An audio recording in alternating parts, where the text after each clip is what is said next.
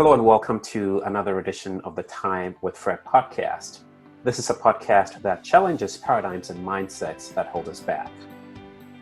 Two roads diverged in a wood, and I took the one less traveled by, and that has made all the difference. Those were the words of American poet and playwright Robert Frost. As I think about these words, I couldn't help but wonder how many of us come oftentimes to the crossroads of life and choose the easy way out, justifying our actions with sayings such as, we don't want to rock the boat, we want to play it safe, and if it ain't broke, don't fix it. So we stay on the sidelines of life, playing it safe until our time on earth is up. Today on the Time with Fred podcast, we discuss this all-important subject with my special guest. Stay tuned, we'll be right back. It's timely, it's insightful, it's motivating, it's empowering. It's Time with Fred, your inspirational broadcast with host Fred Gaddy. So joining me today on the Time with Fred podcast is our special guest, Dwight Edwards. Dwight is a founder and president of Vanilla Busters, LLC. He's a best-selling author, professional speaker, and high-performance coach at River Oaks Country Club in Houston, Texas. Vanilla Busters is a company dedicated to helping individuals, companies, and teams achieve peak performance and extraordinary living. Dwight has authored 8 books, among which are Say No to Vanilla, which is what we're going to be discussing today, so you definitely want to stay tuned for this one. The 5 Keys to Living Life at Full Throttle, and A Tale of 3 Ships. Formerly a professional tennis player and having spent more than 30 years as a life and executive coach, Dwight brings a wealth of experience and wisdom in dealing with human behavior and peak performance. He's spoken for the last 30 years throughout the United States. He's giving presentations at Yale, Princeton, Vanderbilt, Rice, Texas A&M, the Air Force Academy, West Texas A&M, and several other universities and high schools. Dwight, thank you so much for coming on the Time with Fred podcast today. Thank you, Fred. Excited to be with you guys. Thank you so much. The pleasure is all mine. So, Dwight, I happened to be listening to you. I think it was one of those high octane videos, and this particular topic of Vanilla Busters, and that's what we're going to be talking about today from your book. And I must be the first to admit that my favorite flavor when it comes to ice cream is vanilla, right? So, and I just play it safe, right? We go out and, my friend, try something else. Like, no, this is what I want. Let me just stick with it. But for the very first time, on Saturday, we went out to this ice cream place, and I was tempted again to go with a familiar, what I know, right? But then I remembered your video, and I decided to go against the grain, and I got something that I'd never gotten before. This was Georgia peach, and this was by far one of the best flavors I've ever had. So yes, there is something more than life. There is more to life than vanilla. But let's bring it back here, and I think it goes.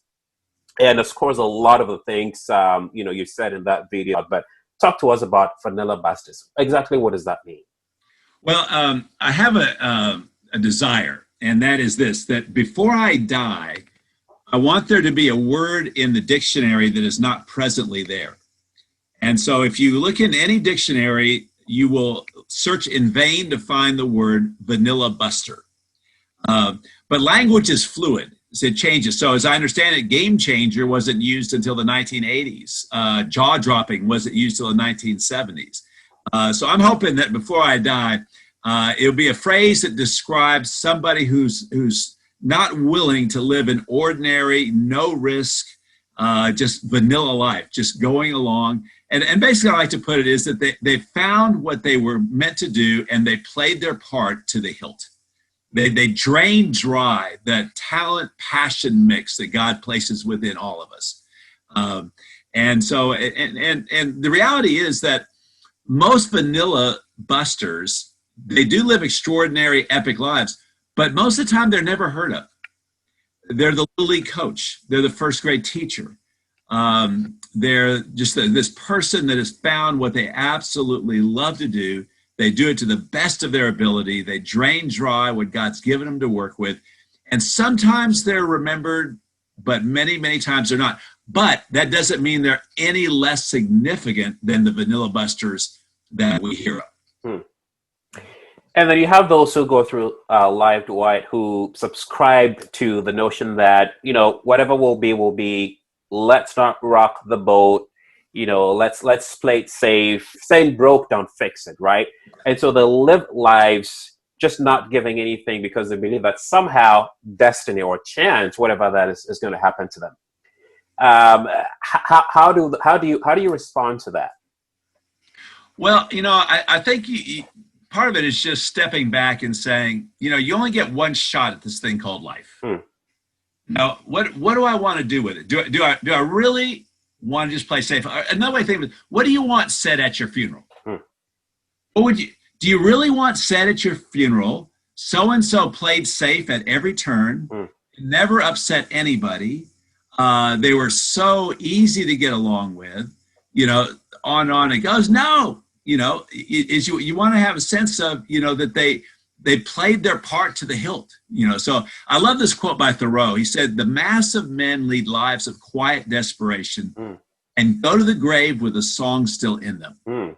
And so that's what we mean by Vanilla Buster. Vanilla Buster has found that unique song that he or she was meant to sing and has played it to the hilt. And settling for anything less than that. I like to put it this way. So many people think that, if I can just make it through life and minimal discomfort, a good amount of money, basically, that I'm flying first class. And the reality is you're not even close to flying first class if that's your goal in life. Yeah. You're right. Oftentimes and we all have a longing for comfort. We all have a longing for, smooth sailing at one sense. But I want to suggest we all have deeper than that, a longing to do something significant with our lives. Yes. I mean, everybody has that, I think. And sometimes we drown it out. Sometimes we anesthetize. But it never goes away. Yeah. It never goes away. Yeah. I think it was Einstein, who this quote is attributed, and maybe several others, that one of the greatest tragedies of a person is to die while they're still living, or with the dream still living in them. And like you rightly said, for whatever reason, there are those who may have tried in the past or failed, or those who, may have been criticized, right, or mocked by others, perhaps questioned, and so they kind of drown themselves, right, in maybe past experiences, past failures, or limiting beliefs or opinions of others. How do they then break away from that shackle, right, or whether it's a limiting mindset, whatever, to step out to say, look, this is what I have. It's do or die, right? Sometimes it's a battle, really, just stepping out of whatever mindset that may be limiting a lot of people. Okay, that's such a great question. The book I wrote before I wrote Say No to Vanilla was called A Tale of Three Ships. And the idea behind this was that as we go through life, I think we all end up on one of three ships, and probably we end up on all of the ships at one time or another. Hopefully we are on the last ship most of the time. But the first ship is the sinking ship. And the goal of life there is just survival. We're just trying to make it from job to job, paycheck to paycheck. And sometimes that's spectacular living. I don't want to take that away. Sometimes just getting out of bed is epic living. But most of the time, it doesn't have to be just that. The second ship is the ship that I think, particularly our American culture, most people think that they want to be on, and it's the cruise ship. And the goal of life is unbridled enjoyment. We're just going to have as much fun as we can while we're here, make as much money as we possibly can, taste as the best that this world has to offer, on and on. But I want to suggest that the ship that makes us most alive as a human being is the third ship, and that's the battleship. Wow. The battleship is remarkably different than the other two ships. It is on course. It's on mission. It's resourced. It's cutting through the waters. It's moving against the wind. It knows why it's here. It's here for a purpose. And so one of the things I like to say is that so often what it is having the courage to go down deep enough within to say, you know what, I can't fight this any longer. I think this is what I was meant to do. This is what and I would say it takes tremendous courage to get there.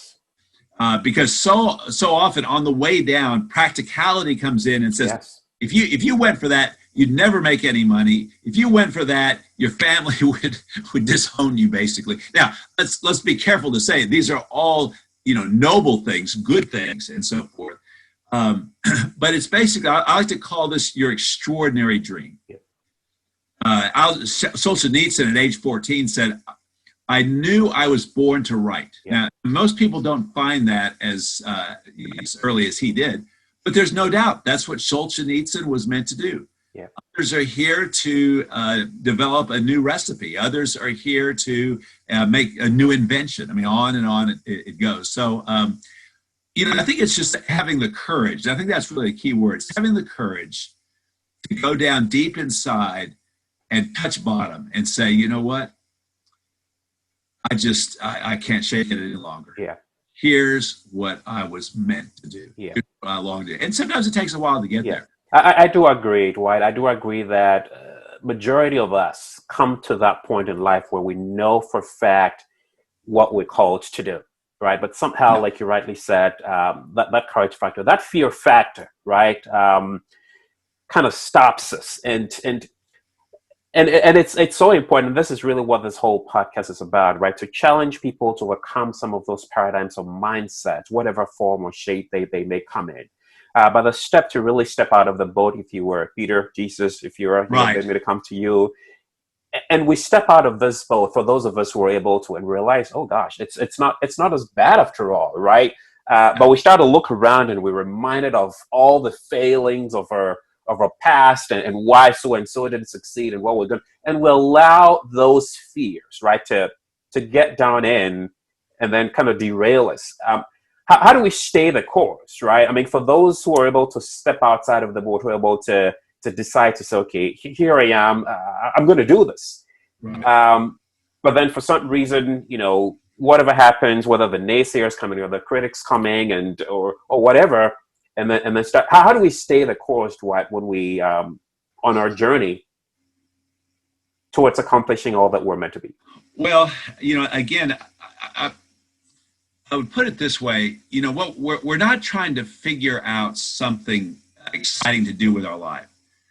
We're trying to simply respond to what's already found us. So I like to put it this way: you will not find your extraordinary dream. Your extraordinary dream will find you. Love it. And that's why you take stock of what our gift, talent, passion mix is. I would love to be a great singer.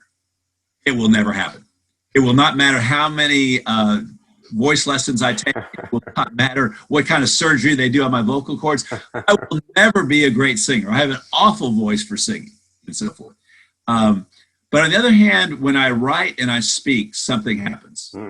And, I didn't go looking for that. It really, as I was growing up as a tennis player, this is kind of the last thing in the world I thought that, I would end up doing.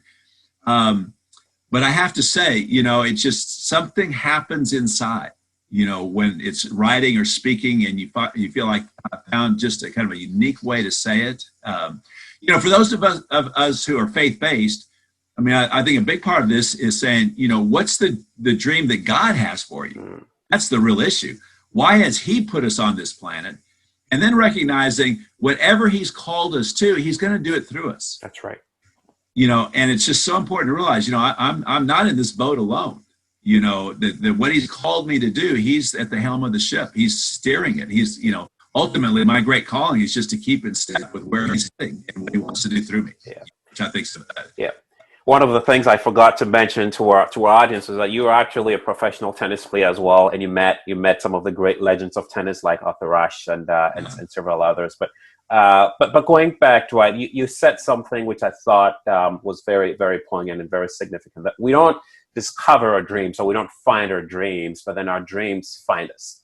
This takes me back to one of the powerful stories you shared about a friend of yours with that dog that had arthritis, right? That hunting dog. I'm not going to give it. I'll let you tell that story. But have you heard the click of the gun? Can you tell that story to our audience? Sure. I've got a friend who has got a dog that's like a zillion years old.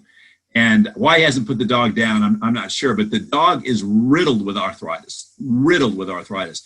And you go over to his house and you see that poor dog try to make its way to this water bowl and back. And it's painful to watch. The poor dog just barely is able to make it. But when my friend goes to his shotgun cabinet and he opens up the cabinet and the dog hears the click of the shotgun, something happens. Eyes get brighter, ears go up, he begins moving around, and my friend takes him out hunting. And while they're out there hunting, you would never know that he has an ounce of arthritis anywhere in his body. He's full stretch the whole time.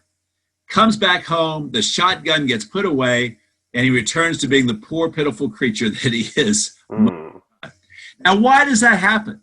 Well, it's very simple. Because he's a hunting dog. Parents didn't teach it to hunt.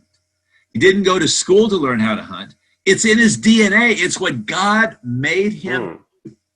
I've got another friend, and he has a dog, and this dog at family reunions cannot rest until everybody's at the same table together.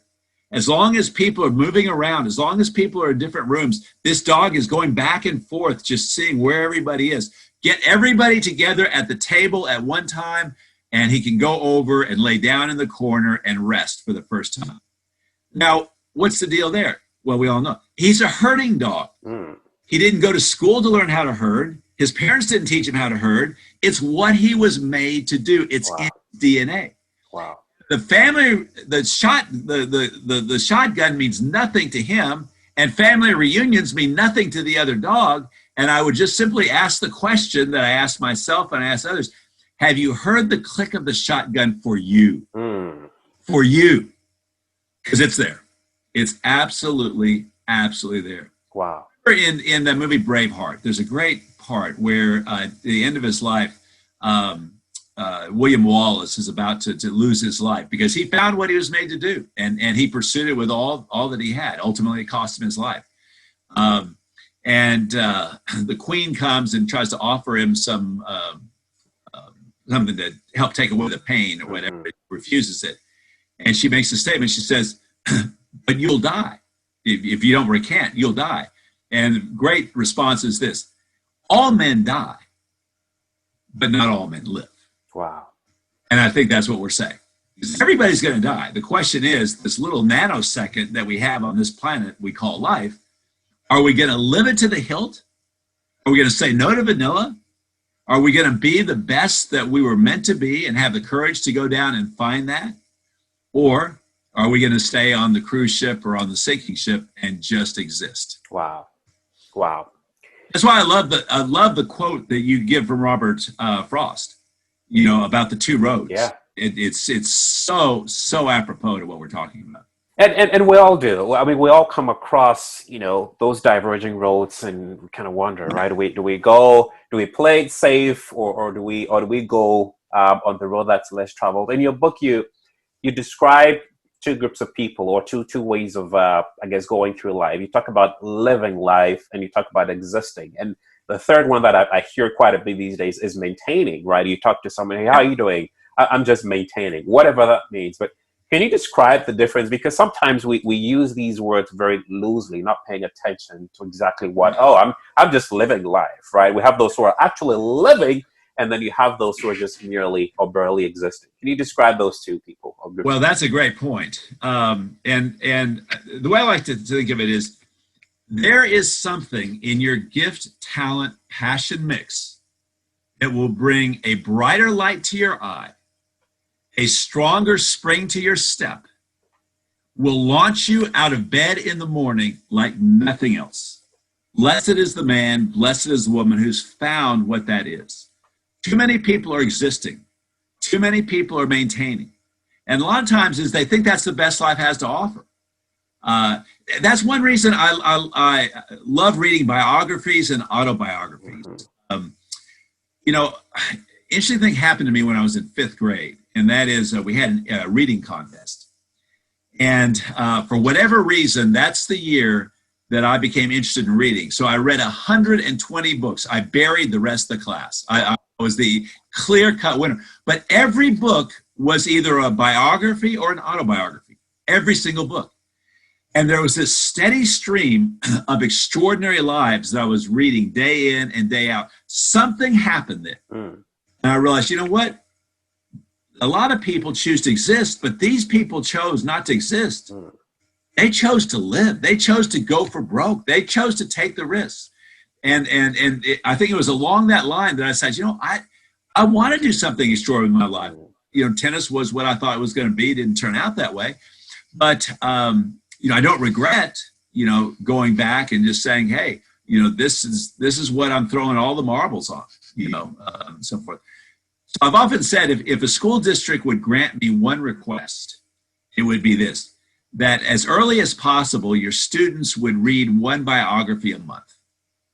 Because there's just something about seeing extraordinary lives day in, day out that says that helps to raise the level of what we're going to do with our lives. Yeah. Like you said, Fred, too many people exist, too many people maintain. And there's a time for existing and there's a time for maintaining. And I don't want to take away the fact that life is hard. And sometimes putting one faltering foot in front of the next is spectacular living. Yeah. I don't want to take that away for a moment. Wow. Too often, we settle for that as the norm when it doesn't have to be.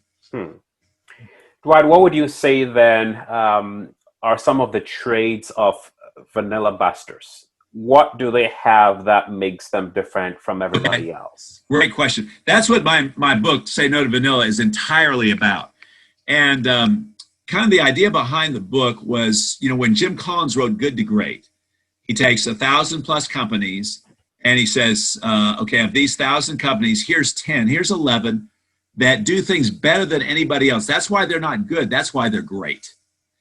And I did the same thing with individual lives. Instead of companies, I did it with individual lives. I said, what are the common threads of an uncommon life? What do they tend to have in common? So I come up with 5 things. This is my own personal opinion, but I've gotten really good feedback on it. And the big 5 are this, and I would just say this. These 5 are what make a great lawyer. They're what make a great doctor. They're what make a great speaker. They're what they make a great teacher. I mean, on and on it goes. So number 1 is passion. You can be good at something without being passionate, but you can't be great. Cannot be great without passion. And the passion comes from having landed on that unique thing that we're called to do. Nothing releases passion in the human soul like finding what you were meant to do and then playing it to the hilt. Number 2 is creativity. It's a willingness to think outside the box, but it also means having respect for the box. And I think that's an important balance. Just because something is inside the box doesn't mean it's not the best. Right. But vanilla busters are willing to move outside the box to see if there might not be a better way to do it. The third is simply courage, and it's the risk-taking tolerance. People who live extraordinary lives are risk takers. I mean, just pure and simple. Nobody lived an extraordinary life without taking risks. It's just not possible. Now, you combine that with the last 2, which are just as crucial as the first 3, and the 4th one is diligence. It's the sweat equity. Thoreau put it this way: you have built castles in the air. That is good. Now put foundations beneath them. And what it was, it's great to have the theory, it's great to have the dream, but no dream is ever accomplished without the foundation of relentless hard work. Wow. And then that leads to the final thing, and that is perseverance. It's the willingness to just continue on, the never say die. So I think that those 5 really do a good job of encapsulating a vanilla buster. There's other things that could have been added, but I tried to narrow it down to as few as possible. And if you're missing any of those 5, I don't think you're going to be able to qualify as a vanilla buster. Yeah. If you were to ask me which of these 5, I mean, all these I can relate to every single one of them. But the diligence and perseverance, and I could be wrong here, but in my opinion, just based on my interactions with other people and just, just experiences, diligence and perseverance is where a lot of us drop the ball, because we start something. A lot of us have those great ideas, right? We have the passion, we're creative, and I know people who are, they're very passionate, very great ideas, very creative. They start something, and then somewhere along the line, something happens, right? They lack that diligence or that stick-to-itiveness, as I'd like to put it, or that follow-through, right? And then they 9-day wonder, starts a year or two, whatever, and then we drop off the treadmill. Or we start and then we run into an obstacle, something happens, and then we give it up, right? How does one keep going in spite of those setbacks or obstacles?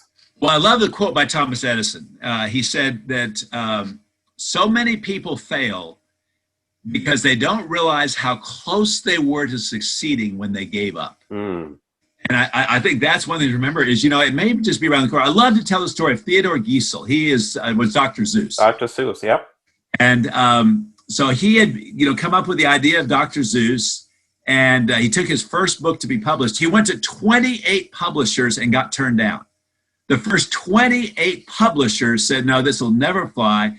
And but he kept going. He'd been turned down by the 28th publisher, and he's walking down the street, and he happens to run into his old roommate from Harvard. And they start talking, and his roommate asks him, says, well, Theodore, what are you doing these days? And Theodore says, well, I've got this idea for children's books, but I just can't find anybody who thinks it's going to fly. And what are you doing these days? And the guy says, well, I own my own publishing company. Give me your book. And he took the book, and it was the greatest decision he ever made as a publisher, published it. And sure enough, Dr. Seuss is off and running. Wow. Suppose he quit at 27. Suppose he quit at 26. Yeah. Blamed him. But it's that relentless refusal to give up. Yeah. In my book, Say No to Vanilla, the final chapter is on what I think is one of the great vanilla busters, Rudy Ruettiger, who was the star of the movie Rudy. Yep. And you talk about somebody who absolutely refused to give up. It's just a great picture. So I think it's almost impossible to overestimate the power of stick-to-itiveness, the amazing power of perseverance. And there's so many good reasons to give up. And again, everything has its balance. And sometimes, yes, it's the wisest thing to do is to give up. But be sure that you've played it out, before that actually happens. It's so again, we start, and then we, maybe we run to, you talk about, Dr. Seuss's example, for instance, right? Maybe you fail once, fail twice, fail 3 times, 4, 15 times, and they rationalize it. This must not be it. You can't just, this is a clear sign that this is not going to work, right? And so we justify our desire to stop with the fact that we've tried quite a number of times and we fail, or perhaps it's someone telling us, how long is it going to take you to learn this lesson, right? That's what makes it difficult for a lot of us, right? Oh, well, that's a clear sign that this must not be meant to be. But we can talk about countless of people who, Edison, for instance, how many times, right? Einstein, how many times did they, Colonel Saunders, how many times they did try, but then kept going. And this is something that I like to say. I think in life sometimes you got to dare to be a little crazy. Napoleon Hill tells a story. No, I think it was Marconi is the guy who invented the wireless system, wireless with communication. You may be familiar with the story. And as a kid, he was a nerd, a science student. He loved science and tech. And his dad, put him in, the best school and everything. He just loved to tinker. And so he came up with the idea of coming up with a device that could communicate without wires. And his own friends had him placed in custody and had him checked out in a psychopathic ward because they thought he was crazy for coming up with that idea. Well, long story short, it was them, his friends, who ended up being proved wrong. He came up with the idea, and today we have the wireless communication system. He dared to be a little crazy. So again, there is some, and I use crazy here anecdotally, right? But you got to dare to be a little crazy sometimes when you're talking about your dreams, right? What's your response? And I love telling the story of Thomas Edison that you referred to. When he went to develop the filament that would be commercially feasible for the light bulb, literally they went through 10,000 experiments. I mean, they tried 10,000 different things that didn't work. And very famous story, after the 10,000th, his assistant came up and said, Mr. Edison, we have now tried 10,000 different filaments. Not one of them have worked. It's been a complete failure. And Edison looks at him with the most stunned look. He says, failure? What do you mean? We've had wonderful success. We positively know 10,000 things that don't work. How can you call that a failure? 3 weeks later, they found what they needed. Wow. And the light bulb was born. So it's all about perspective there, right? Perspective. It's all about perspective. I think perspective determines everything. And that's why, we need the stories of the people who've gone before us, and they've taken the risks and they've endured to the end, and they've shown that, life is meant to be lived, not just to exist. As we've talked about before. Another story that comes to mind, we could talk about stories all day, but I think this was in Coffee County, Alabama, in the 1800s, where the boll weevil had emerged on the scene and was eating a lot of the cotton fields, and the farmers were so frustrated, and I think someone had decided for them to try peanuts, and it turned out that the weevils didn't love peanuts, and so they tried peanuts, and peanuts ended up being one of the major income boosters for Coffee County. Right. And so you'd have thought that they would have been fixated. And they actually erected a monument in honor of the boll weevil. And you wonder, why would you erect a monument to honor something that really destroyed you? And their explanation was that, no, it was through the distraction we found our prosperity. So even in the midst of the trial and tribulations, even in the midst of all that pain and the suffering, we can find a dream. And again, it goes back to what we talked about, right? Perspective. And what, as we bring it, we relate it to what we're going right now. Again, COVID, right? It's always there. Right? We talk about, we're seeing the harmful effect. We're seeing the death tolls. We're seeing the lives that have been lost. We're not done playing any of that, right? And the media and all of that. And somehow all we see is the doom and gloom. But somehow, if we change our perspective, a lot of good can come out of that, right? How do we again shift that paradigm to start seeing beyond all the negative and stuff that's been thrown at us in the form of COVID? Yeah, well, I think it's good to remember we're not the first generation that's lived through a pandemic. We're not the first generation that has lived through a world war. Others have gone on before us. They've shown it that it can be done. And who is it that we remember? We don't remember the people who threw in the towel. What we remember is the people who just put one foot in front of the other, and they just kept pressing on and pressing on and pressing on, sometimes at high cost to themselves. And so I would just say, certainly we all wish COVID wasn't here, but it's here. But it's not a good enough excuse to not live an extraordinary life. Don't put your life on hold for some stupid disease. Now, be wise, obviously. Yep. But nonetheless, it doesn't mean that we go into hiding until everything is safe. Because if it's not, something's going to take the place of COVID. I mean, life itself is never 100% safe. Yeah. You're not going to find. If we want to live an extraordinary life, it's going to cost. Yeah. There's no way to live an extraordinary life without taking hits, without it costing personally. But this is where, part of it is we step back and say, what do I want to be remembered for? What's the legacy I want to leave my children? When they think of me, what do I want them to be thinking of? Surely it's not, he played safe at every turn. Now, there's a difference, obviously, between being brave and being careless.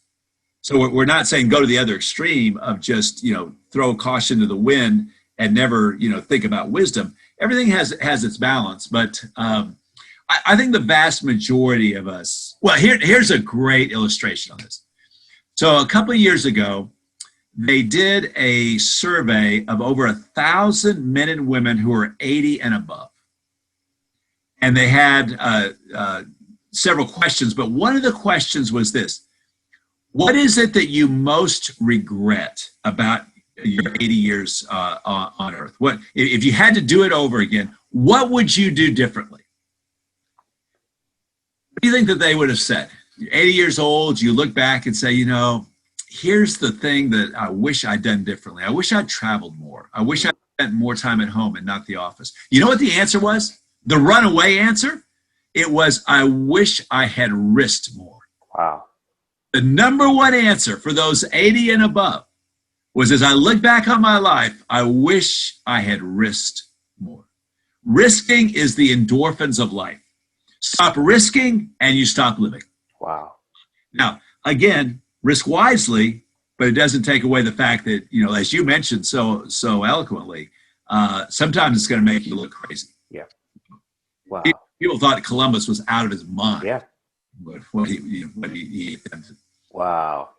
Dwight, as we kind of start wrapping up here, one of the questions I like to ask all of my guests is what defines them. And I've heard a myriad of answers. But I mean, you've lived it. I mean, you've been a pastor, you've been an author, you're a speaker, you've done it all. If there's one thing that defines you, what do you say that is?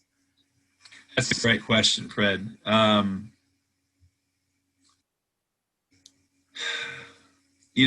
think this is just my own personal faith pilgrimage, but what defines me is what Jesus Christ is able to do with a piece of clay that just will put himself in his hands. All the good in my life, whatever it's been, has come from him, has come through him, has come for him. And so I don't give this as a religious answer. Yeah. I don't give this as a Sunday school answer. Right. It's just reality. Yeah. Apart from Jesus, I'm nothing. Yeah. I'm absolutely nothing. But I'm surprised at my life, candidly. I'll tell you what, I got an email from a fellow high school student, and she watched a video of me speaking. And the email she sent to me, it only had these words: "What happened to you?" Why that question? Because I was an awful speaker. I hated speech, and so forth. But God gives gifts, and I would just say that what's defined me, hopefully, is Jesus being able to take those gifts and live through me in some form, some fashion. I can totally relate. As a faith person, I don't know what else we could do besides that. I have no other answer. Yeah. If you're to look back on life, if there was one thing that you'd do differently, other than risking more, obviously, what would that be? You know what? I would have taken advantage of people around me who were wiser, who had much to offer, and I never really took advantage of it. I would have drawn off the wisdom of older people, whether they were tennis pros that had gone on before me, whether they were fellow pastors, just different people. I think there was a wealth of wisdom out there that I didn't really take full advantage of. And so I think I think you can learn something from everybody. Yeah.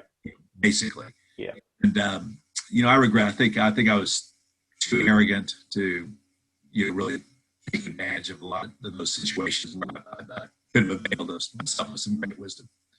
But you've done great. I mean, look at the significant amount of influence that you're having on the world. Really, I mean, this is great. I mean, I listened to that short 3-minute video of Have You Heard the Click of a Gun, and it literally brought tears to my eyes because it spoke to something that I was going through. So you inspire lives, and I think that's really the greatest gift you ever brought. So I want to personally say thank you for who you are and just allowing your life to be such an influence on humanity. Well, Fred, thank you. Absolutely. I appreciate that very much. If there's someone watching or listening to this podcast right now, Dwight, they may, find themselves in one of these 5 continuums, whether, passion, creativity, courage, diligence, and perseverance, maybe stuck somewhere. Or maybe someone who's not even started at all, or maybe some who are on the sinking ship, some who are on the cruise ship, and some who are on the battleship. If you were to talk to someone or speak to someone right now, what do you say to them? Arthur Ashe, he wrote a book called Days of Grace, and he has a great answer to that question, I think. And let me see if I get it right. It's three things. It's number one, start where you are. Just start where you are. Don't try to pretend you're not where you are. Just start where you are. Number two, work with what you have. We all have something to work with, as small as it may be. We still have something. So I like this right. Start where you are, work with what you have, and then number three is take the next step. Don't worry about step number two. Don't worry about step number three. Just take the next step. That's, I think, awfully good wisdom. I think the Bible would definitely support each of those. Yeah. Start where you are, work with what you have, take the next step. Truer words have never been said. Dwight, finally, where do folks find your book? I know it's on Amazon, right? Say No to Vanilla, and I just read a little bit of it, the introduction, and a bit of chapter 1, and I'm going back to go get this book. Where do folks find this book? Well, Amazon is the easiest. The website is vanillabusters.com. Okay. That'll give you can buy it off the website if you wish, and it also just give you more information on kind of what we're about, and also it's got some sample videos. It has descriptions of different Vanilla Busters throughout history. So vanillabusters.com would be it. And it's going to be on the screen for those watching. Okay. Right. But I love this, Dwight. I want to say thank you so much for coming on the Time with Fred podcast. You've definitely giving us, me personally, a lot of things to chew on, to identify where I am on one of those three ships, and where I am as far as those traits of Vanilla Busters. But most importantly, to start where you are, to work with what you have, and then take the next step. Thank you so much for coming. Thank you, Fred. Sure enjoyed being with you. Yes, pleasure is all mine. And until next time, stay well. Thank you. See you later, Fred.